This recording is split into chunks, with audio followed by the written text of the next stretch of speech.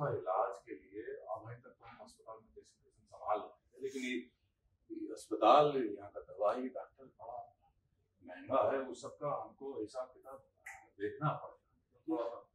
समझ रही हो? कैसी बातें कर रहे हैं? मैं क्या झनक का कुछ नहीं लगा? अगर आप इस तरह मुझे झनक से और खुद से दूर कर देंगे तो कैसा चलेगा? देखिए, आप लोग चिंता मत कीजिए, झनक के इलाज का पूरा इलाज मैं होगा। आप शायद समझ नहीं पाएंगे, बाबा झनक से कितना प्यार करते हैं और झनक बाबा से बहुत प्यार करती है।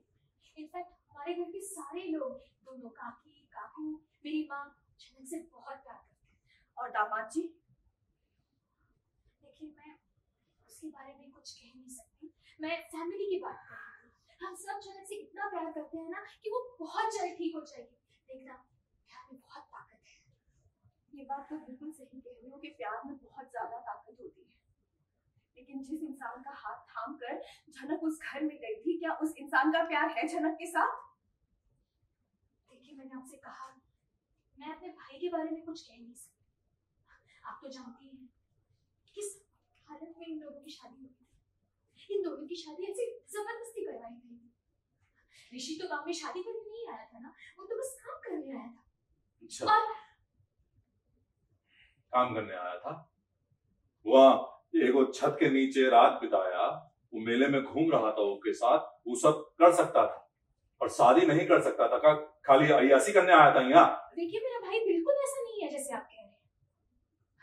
सच में ऋषि उन लोगों में से नहीं है जैसा आप सोच रहे हैं। उस वक्त हालात ऐसे थे, तेज बारिश हो रही थी, तूफान आ रहा था, इसलिए उन दोनों को एक साथ एक कमरे में रात बितानी पड़ी। ना होते तो वो थोड़ी ना एक कमरे में रुकते, और गांव वालों ने उनकी जबरदस्ती शादी करा ली। ऋषि की शादी तो किसी और से तय हो चुकी थी। ऐसे में आप ही सोचिए, थोड़ा समय लगेगा ना इस रिश्ते को मजबूत करने में। हमको भी टाइम देना चाहिए ताकि वो एक दूसरे को पूरी तरह से अपना सके। और झनक तो हमको पता ही थी कि दामाद बाबू तो उनका बहुत ही प्रेम करते हैं। अगर झनक ने आपसे ऐसा कहा है तो आपको उस पर विश्वास करना चाहिए। मैं तो बस ये कह रही हूँ जो मैंने देखा है, पर ये कोई वक्त नहीं है ये सब बातें करने का। इंजेक्शन देंगे, ऑपरेशन करेंगे ही। अब ये लोगों से मदद लेना है नहीं लेना है तो